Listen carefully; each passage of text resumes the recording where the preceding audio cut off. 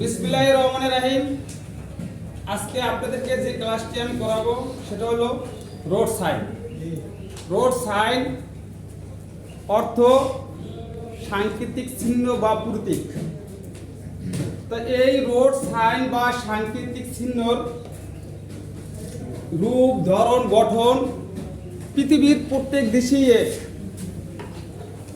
এই road sign সাংকেতিক চিহ্নগুলো রাস্তার শুরুতেই সাইড রাস্তার সংযোগ স্থলে বিশেষ করে যানবাহন চালকদের বন্ধু হিসেবে কাজ করে এবং সড়ক দুর্ঘটনা এড়াতে সাহায্য করে। এই রোড সাইন সাংকেতিক চিহ্নগুলো আন্তর্জাতিক ট্রাফিক আইনের গুরুত্বপূর্ণ একটি বিষয়। তাই এই রোড সাইন বিশেষ করে যানবাহন চালকদের এই রোড সাইন বা সাংকেতিক চিহ্নগুলোর পূর্ণ জ্ঞান থাকা উচিত। তাই আপনাদেরকে আমি আজকে যে ক্লাসটি করাবো সেটা হলো রোড সাইন তিন প্রকার। সেটা হলো বাধ্যতামূলক সাংকেতিক চিহ্ন, সতর্কতামূলক সাংকেতিক চিহ্ন, তথ্যমূলক সাংকেতিক চিহ্ন। তো আমি পূর্বে আপনাদেরকে যে ক্লাসটি করেছি সেটা হলো বাধ্যতামূলক সাংকেতিক চিহ্ন। আজকের ক্লাসটি হলো আমাদের সতর্কতামূলক সাংকেতিক চিহ্ন। তাই আপনাদের চোখের সামনে বোর্ডে এই যে তিন কোণ একটা যেটা ত্রিভুজ আছে, এইটাই হলো যে আপনার সতর্কতামূলক সাংকেতিক চিহ্ন। তা এই সতর্কতামূলক সাংকেতিক চিহ্ন আমরা যখন রাস্তায় গাড়ি ড্রাইভ করব তখন অবশ্যই আমরা সতর্কতার সহিত গাড়ি ড্রাইভ করব এবং আমাদেরকে যে সংকেত দিবে এই চিহ্নগুলি আমাদেরকে যে সতর্ক দিবে ওইগুলোই আমরা করব এই চিত্র দেখে।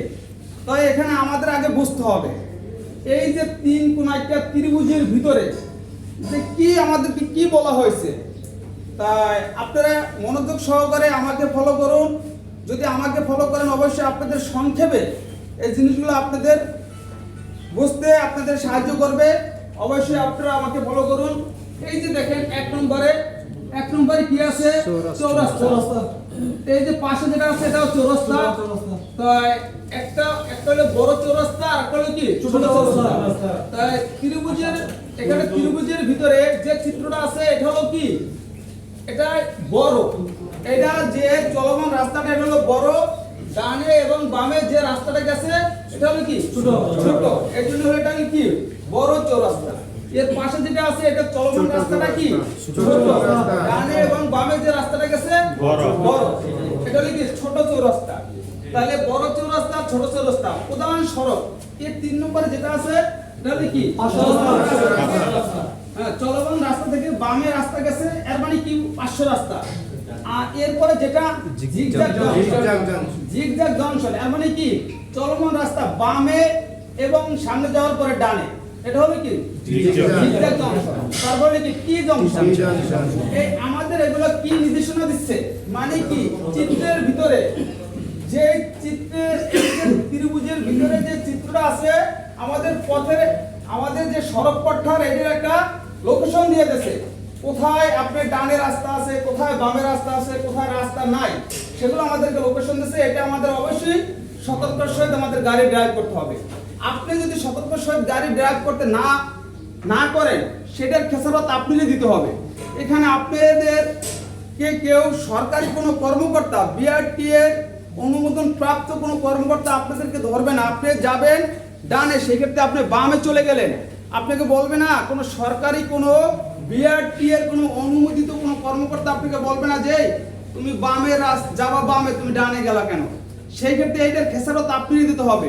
আপনার টাইম লস হবে, আপনার জ্বালানি খরচ লস হয়ে যাবে, এটার খেসারত আপনারই দিতে হবে। সেই কারণেই আপনার এটার প্রতি পূর্ণ জ্ঞান থাকা উচিত। তারপরে আছে কি ওয়াই জংশন। তারপর আছে প্রধান সড়ক থেকে বাম দিক থেকে সংযুক্ত হয়েছে। তারপরে তারপরে আছে কি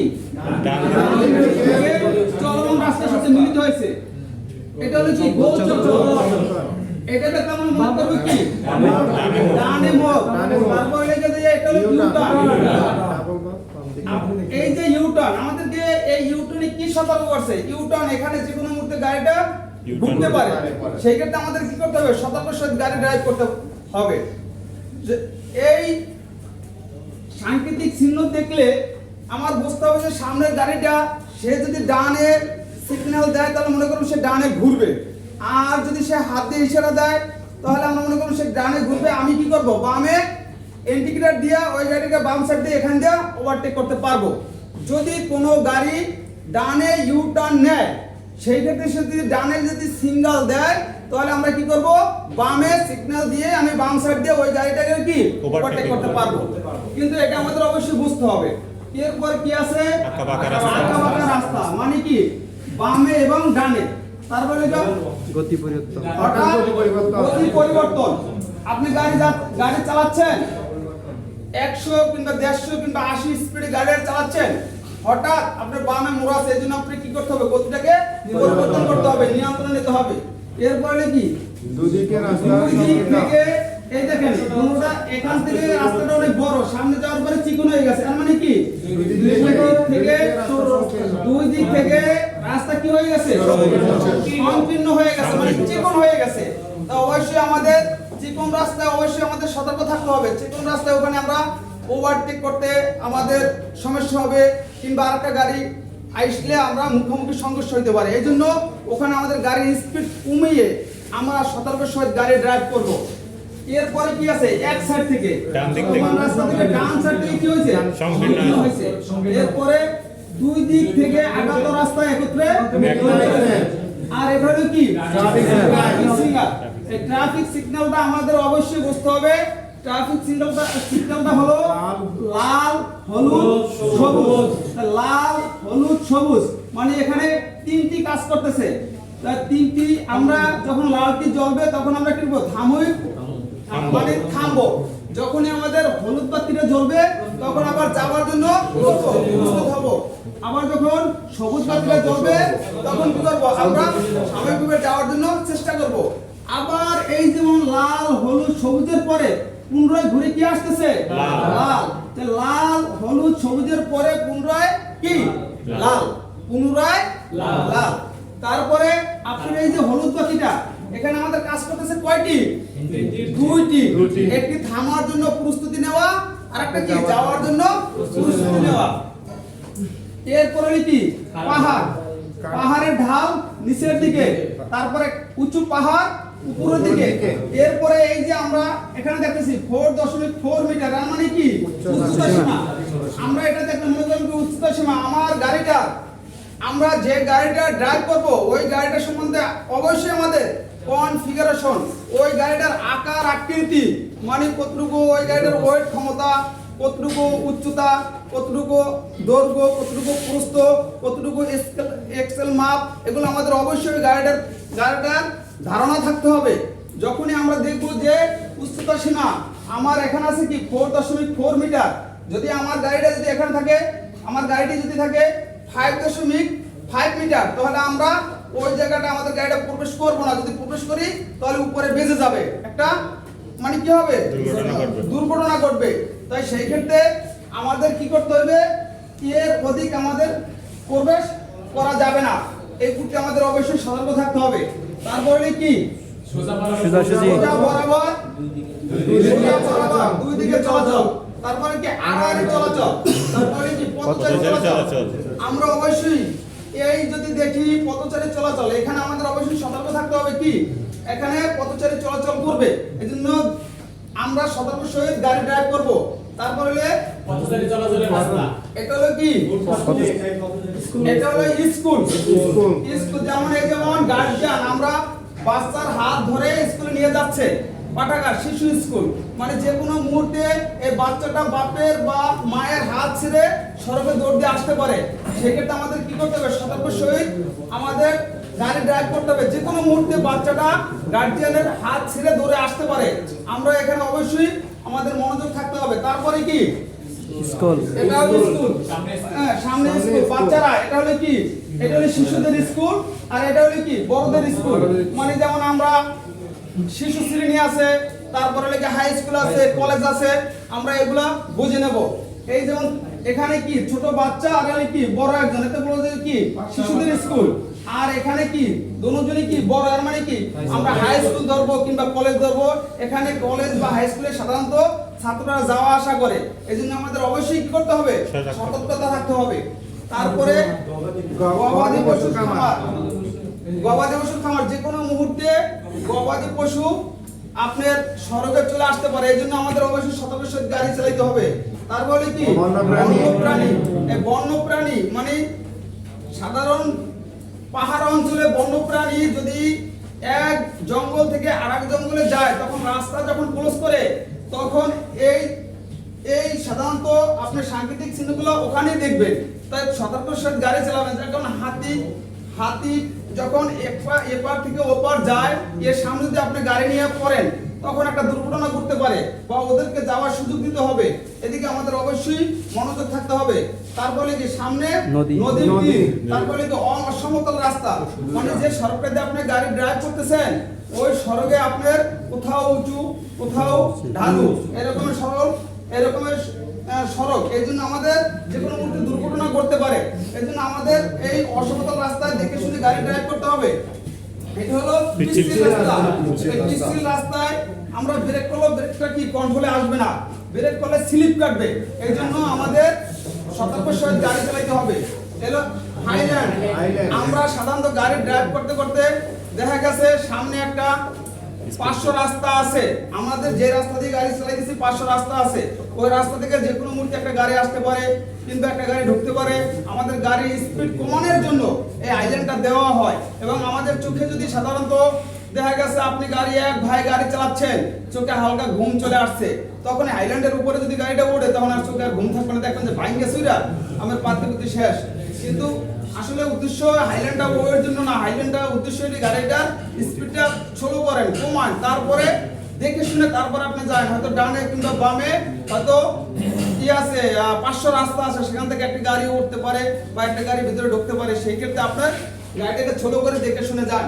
তারপরে কি বিমানবন্দর। এই বিমানবন্দরে চালকের সতর্ক কেন থাকতে হয়? বিমানবন্দরে ওখানে বেশিরভাগ কি ভিআইপি চলাচল করে। যেমন বাইরের কান্ট্রি থেকে বাংলাদেশে আসলো, যদি বাইরের কান্ট্রি থেকে বিদেশ থেকে বাংলাদেশে যদি মানুষ আসে, এরা এই দেশে আসলো, তারা ভিআইপি, তারা আমাদের মেহমান। ওখানে আমাদের অবশ্যই তাদেরকে আগে যাওয়ার সুযোগ দিতে হবে। এবং বাংলাদেশ থেকে বাইরের কান্ট্রিতে যাচ্ছে, এই জন্য আমাদের এদিকে গাড়ি ড্রাইভ করার ক্ষেত্রে আমাদের সজাগ থাকতে হবে। আরো আমাদের সতর্ক থাকতে হবে, সেটা হলো বিমানবন্দরে বিমানের বিকটের আওয়াজে যাতে আমরা বিভ্রান্তি না হই, যাতে আমরা চমকে না যাই, সেক্ষেত্রে আমাদের খেয়াল রাখতে হবে। আমরা যদি গাড়ি চালক আমরা যদি বিভ্রান্তি হয়ে যায়, চমকে যাই, তাহলে ওখানে আমরা কিভাবে সতর্কের সহিত গাড়ি ড্রাইভ করবো, একটা দুর্ঘটনা ঘটবে। এই জন্য আমাদের বিমানবন্দরে কি করতে হবে, ভিআইপিদেরকে আগে যাওয়ার সুযোগ দিতে হবে এবং বিমানের বিকটের আওয়াজে যাতে আমরা বিভ্রান্তি না হয়, সেই প্রতি আমাদের অবশ্যই লক্ষ্য রাখতে হবে। এরপরে কি আছে, পাথর পড়ার সঙ্গে আমরা পাহাড়ের রাস্তা সাধারণত দেখতে পাই কি করে, মানে পাহাড়ের মাটি ভেঙে রাস্তাটা এক সাইড বন্ধ হয়ে যায়। ওইটার প্রতি আমাদের অবশ্যই লক্ষ্য রাখতে হবে। যদি এখানে যদি পাহাড়ের থেকে মাটি পড়ুক, বালু পড়ুক, পাথর পড়ুক, যাই পড়ুক, ওটা হয়তো দেখা গেছে আপনার গাড়ির গতি অনেক বেশি, সেক্ষেত্রে এখানে চিপা আপনার এই পাথর উপরে পাহাড় পড়লে এখানে কি হবে, আপনার ব্রেক করলে ব্রেকটা কম কাজ করবে। সেক্ষেত্রে আপনাদের লক্ষ্য রাখতে হবে যে পাথর পড়তেছে, যে কোনো মুহূর্তে ভাঙে আপনার গাড়ির সামনে পড়তে পারে। তা আপনি দেখে শুনে গাড়িটা সামনে ফরওয়ার্ড করবেন বা যাবেন। তারপরে কি বিপজ্জনক গর্ত, মানে যে কোনো মুহূর্তে আপনার কতটুকু চালাইলেন আবার একটা গর্ত, আবার কতটুকু চালাইলেন আবার একটু গর্ত। আপনি আমার গাড়ি একটা গর্ত পার হয়ে আবার টান দিলেন, টান দেওয়ার পর আবার যে একটা গর্তের ভিতরে পড়লেন, সেক্ষেত্রে আপনি যদি আপনার গাড়ির স্পিড অবস্থা যদি গর্তের ভিতরে পড়ে, তাহলে আপনার গাড়ির স্প্রিং পাত্তি ভেঙে যাবে, টায়ার বাস্ট হয়ে যাওয়ার সম্ভাবনা থাকে, পল্টি খাওয়ার সম্ভাবনা থাকে। এই জন্য আপনি ধীর গতিতে আস্তে ধীরে দেখে শুনে আপনি গাড়ি ড্রাইভ করবেন। এরপর হলো কি সরু ব্রিজে আপনার অবশ্যই সতর্ক থাকতে হবে। কেন থাকতে হবে? যেখানে সরু ব্রিজ আছে ওই রাস্তাটা অনেক চিকন, আর আমরা যে রাস্তা এই ব্রিজ ছাড়া যে রাস্তাটা এটা সাধারণত সাইডে জায়গা আছে, গাছ গাছরা আছে। যখন সরু ব্রিজের সাইডে কি কোনো কিছু আছে? নাই, দেওয়ালের মতো। ওখানে কোনো আমরা গাড়ি পার্কিং করব না, ওই জায়গায় আমরা গাড়ি ওভারটেক করব না। আমরা এটি আমাদের অবশ্যই খেয়াল রাখতে হবে। এখানে জায়গা কম, এখানে সরু ব্রিজের উপরে জায়গা কম, এখানে আমাদের ধীর গতিতে আমাদের গাড়ি নিয়ে যাইতে হবে সতর্ক সহিত। তারপর আছে কি বিপদ, যে কোনো মুহূর্তে এখানে বিপদ হইতে পারে, দেখে শুনে যাইতে হবে। তারপরে কি আছে চেক পয়েন্ট। চেক পয়েন্টে যদি আমাদের কোনো সার্জেন্ট, পুলিশ বা বিআরটি এর কর্মকর্তা, যদি কোনো বিআরটি এর অনুমোদিত কর্মকর্তা তারা যদি আমাদেরকে সিগন্যাল দেয়, আমরা অবশ্যই তাদের সিগন্যালকে মানবো এবং তাদের যে যারা যদি আমাদের গাড়ির কাগজ কিংবা আমাদের সাথে কথা বলতেছে অবশ্যই তাদের সাথে কথা বলবো। তারপর কি রাস্তার কাজ চলতেছে, অবশ্যই আমরা রাস্তায় কাজ চলতেছে দেখলে আমরা সতর্কের সাথে গাড়ি ড্রাইভ করবো। তারপরে রাস্তা ভাঙা, হ্যাঁ রাস্তা ভাঙা রাস্তায় তো অবশ্যই স্লো গাড়ি ড্রাইভ করতে হবে। আর এখানে রিক্সা চলাচল করবে, যখন রিক্সা চলাচল করবে ওখানে আমাদের কি করতে হবে? ধীর গতিতে আমাদের গাড়ি ড্রাইভ করতে হবে। আমরা অনেকে কি করি, রিক্সা দেখলে রিক্সার পিছনে যাই হাইব্রিড হরেন মাইটা, মানে রিক্সা আলাদা আমরা কিছুই মনে করি না। না, এই ধরনের যদি থাকে তাহলে ওই রিক্সা চলার অনুমোদন আছে, আপনারও চলার অনুমোদন আছে। সেই করতে রিক্সার পিছনে যাই আমরা ধাক্কা দেওয়ার, হরেন দেওয়ার, তাকে আমরা বিভ্রান্তি সৃষ্টি করব না। আমরা সতর্ক সহিত গাড়ি ড্রাইভ করব। তারপরে কি বিপজ্জনক সড়ক। বিপজ্জনক সড়ক বলতে দেখা গেছে আপনার এখানে যে সড়কের যে একটা ক্ষমতা আছে তার চেয়ে আপনার সড়কের ক্ষমতা আছে 20 টন, আপনার গাড়িতে ঢুকালে নিশ্চয় 30 টন 40 টন, তখন আপনার গাড়ি যে কোনো মুহূর্তে ডিবে যেতে পারে। এগুলো করা যাবে না। বিপজ্জনক সড়কে সতর্ক সহিত গাড়ি ড্রাইভ করতে হবে, দেখে শুনে, যে আপনার যে কোনো মুহূর্তে রাস্তা ডিবে যেতে পারে, যে কোনো মুহূর্তে কোনো দুর্ঘটনা ঘটতে পারে, সতর্কের সাথে গাড়ি ড্রাইভ করতে হবে। তারপরে কি ফেরি পারাপারের সময় ওখানে তো অবশ্যই ফেরিতে উঠতে বা নামতে দেখে শুনে উঠতে হবে, দেখে শুনে নামতে হবে। কারণ আগে ফেরি থেকে গাড়ি নামতে দিতে হবে, তারপরে আমরা ফেরিতে উঠতে হবে। এগুলো আমাদের এই সতর্ক সহিত এগুলো করতে হবে। তারপর অন্ধলোক চলবে, অন্ধলোক যেখানে চলবে ওখানে অবশ্যই আমাদের সতর্ক সহিত গাড়ি ড্রাইভ করতে হবে। অন্ধলোক সে তো কিছুই দেখে না, সে আমার গাড়ির সামনে এসেও করতে পারে তোগাইতে। সেই জন্য আমাদের অবশ্যই এই অন্ধলোক যেখানে চলাচল করিবে আমাদের খেয়াল বা সতর্ক সহিত গাড়ি ড্রাইভ করবো। তারপরে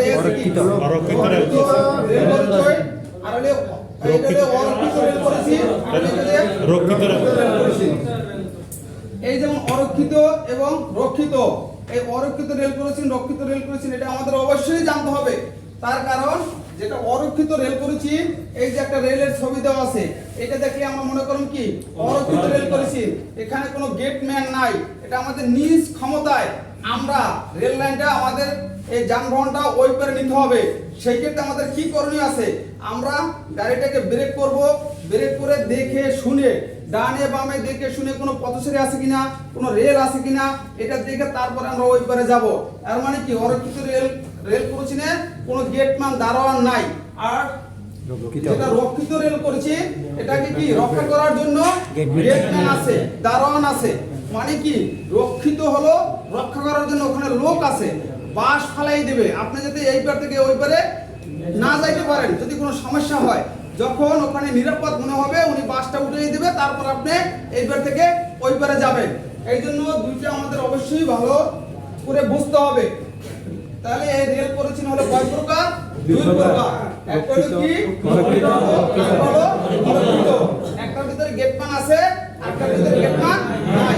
এটা আমাদের অবশ্যই মনে রাখতে হবে। এবং যেটা অরক্ষিত সেখানে আমাদের বেশি বেশি খেয়াল রাখতে হবে। তারপরে